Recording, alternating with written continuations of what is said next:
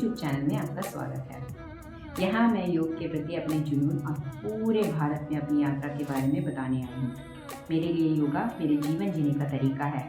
इसने मुझे उन तरीकों में बदला है जिनकी मैंने कभी कल्पना भी नहीं की थी। मुझे इसका संदेश हर व्यक्ति तक फैलाने का उद्देश्य है। मेरी यात्रा 21 जून 2022 को अंतर्राष्ट्रीय योगा दिवस पर केरल की शांत भूमि से लद्दाख के लुभाने वाली वादियों तक शुरू हुई। मैं आपको अपनी यात्रा पर ले जाना चाहती हूँ। मेरा मिशन सरल है लेकिन बहुत ही गहरा है। जीवन के सभी क्षेत्रों के लोगों को योगा के साइंस और स्पिरिचुअलिटी जिसे हम वैज्ञानिक और आध्यात्मिक पहलुओं से परिचित करवाना है। मैं विभिन्न समुदायों के व्यक्तियों जैसे बच्चों, स्टूडेंट, साधारण लोगों, मजदूरों और कॉर्पोरेट प्रोफेशनल से जुड़ना चाहती हूँ और योगा के बारे में समझाना चाहती हूँ। पहली बार काफ़ी लंबी दूरी के साइकिल चालक के रूप में मुझे शुरुआत में शारीरिक चुनौतियों का सामना करना पड़ा। हालांकि गॉड्स ऑन कंट्री कहे जाने वाले केरला के लोगों की दया और समर्थन मेरे उत्साह बढ़ाया। पिछले 1 साल में मैंने बहुत सीखा है और अब मेरी पूरी भारत की यात्रा जारी है। अभी मैं तमिलनाडु के एक गांव में हूँ। मेरे साथ जुड़िए और देखिए कितनी सुंदर है ये दुनिया। पहले मैं आपको दिखाना चाहती हूँ विंडमिल का एक समूह जो गर्व से खड़ा है और हवा के साथ खूबसूरती से घूम रहा है। लेकिन क्या आप जानते हैं कि इन मंत्रमुग्ध कर देने वाली संरचनाओं का विचित्र वैज्ञानिक पक्ष भी है। यह सब ऊर्जा उत्पन्न करने के लिए पवन की शक्ति का उपयोग करते हैं जिसे हम विंड एनर्जी कहते हैं। लेकिन क्या आपने कभी सोचा है कि विंडमिल्स इतनी भव्यता की कैसे डांस करती होंगी? यह पता चलता है कि विंडमिल में हास्य की भावना होती है। वह वायु गति जिसे हम एरोडायनामिक्स कहते हैं इसके एक सन की खेल में संलग्न है। आप देखिए विंडमिल के ब्लेड पूरी तरह से सपाट नहीं होते बल्कि एयरफॉइल्स के आकार के होते हैं। ये चतुर डिज़ाइन हवा की ब्लेड के प्रत्येक तरफ अलग अलग दबाव डालने की अनुमति देता है जिससे एक बल बनता है जो ब्लेड की गति से सेट करता है। यह लगभग वैसा ही है जैसे विंडमिल के पास शानदार दिखने के साथ साथ हवा की आज्ञा का पालन करने की एक गुप्त प्रतिभा होती है। ये ऊंचे विंडमिल अपने घूमने वाले ब्लेडों के साथ राज्य के स्वच्छ इलेक्ट्रिसिटी लक्ष्यों से योगदान करते हैं और कार्बन प्रोडक्शन को बहुत ही कम करने में मदद करते हैं। तो चलिए मैं आपको दिखाती हूँ दूसरी चीज़।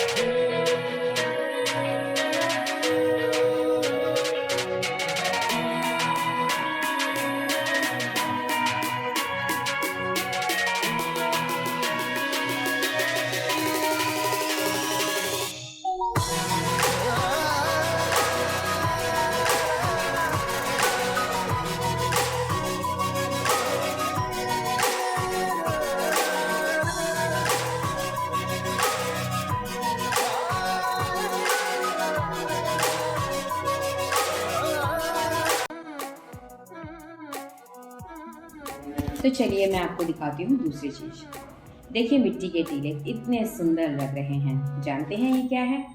दीमक के राजसी टीले जिसे इंग्लिश में टर्माइट्स और टीलों को माउंस कहा जाता है। दीमक के ढेर पूरे तमिलनाडु में पाए जा सकते हैं, खासकर ग्रामीण और जंगली इलाकों में।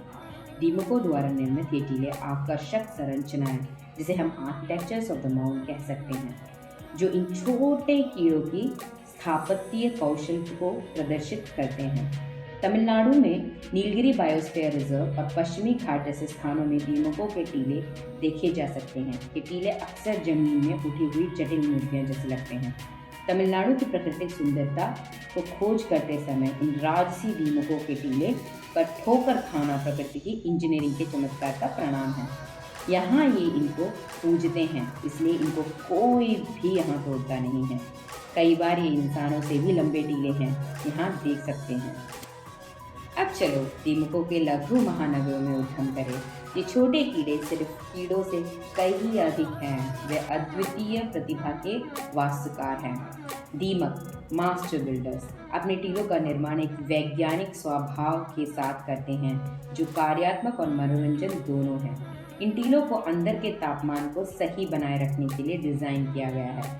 चाहे बाहर कितनी भी गर्मी या ठंड हो, दीमक ने एयर कंडीशनर की प्रणाली बनाकर यह उल्लेखनीय उपलब्धि हासिल की है।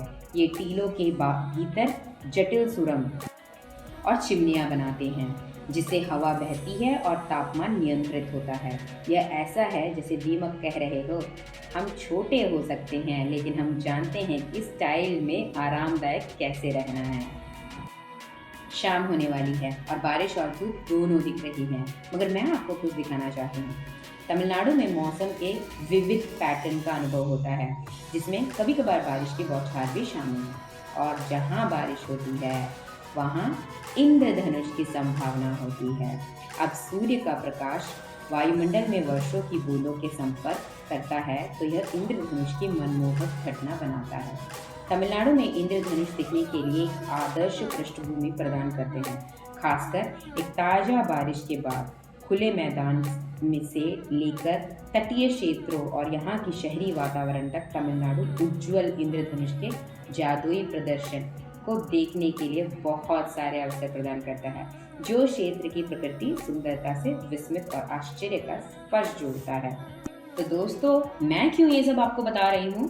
क्योंकि मैं आपको दिखाने वाली हूँ इंद्रधनुष, जो कि मेरी यात्रा में मैंने देखी है। तो इंद्रधनुष, जिसे हम इंग्लिश में रेनबो कहते हैं, इसके रंगीन चाप जो एक ताज़ा बारिश की बौछार के बाद हमें आश्चर्यचकित करने में कभी असफल नहीं होती। क्या आप जानते हैं कि इंद्रधनुष प्रकृति की अपनी प्रिज्म पार्टी है? जब सूर्य का प्रकाश वर्षा की बूंदों से होकर गुजरता है तो वह रिफ्रैक्ट हो जाता है और रंगों के सुंदर स्पेक्ट्रम में अलग हो जाता है। लेकिन यहाँ मनोरंजन बात यह है कि इंद्रधनुष की लुका छुपी खेलना पसंद है। आप इंद्रधनुष तभी देख सकते हैं जब सूरज आपके पीछे हो और बारिश की बूंदें सामने हों। तो अगली बार जब आप इंद्रधनुष का पीछा करें तो याद रखें कि आप प्रकृति के साथ एक ऑप्टिकल गेम खेल रहे हैं। वैसे आपको क्या लगता है यहाँ सूर्य कहाँ पर होगा? क्योंकि मैं आगे की तरफ राइट कर रही हूँ और ये जो इंद्रधनुष आपको दिख रहा है ये मेरे राइट साइड में है। तो जुड़े रहिए लोगों मेरे साथ और जानिए आगे क्या होता है। Thank you so much for joining.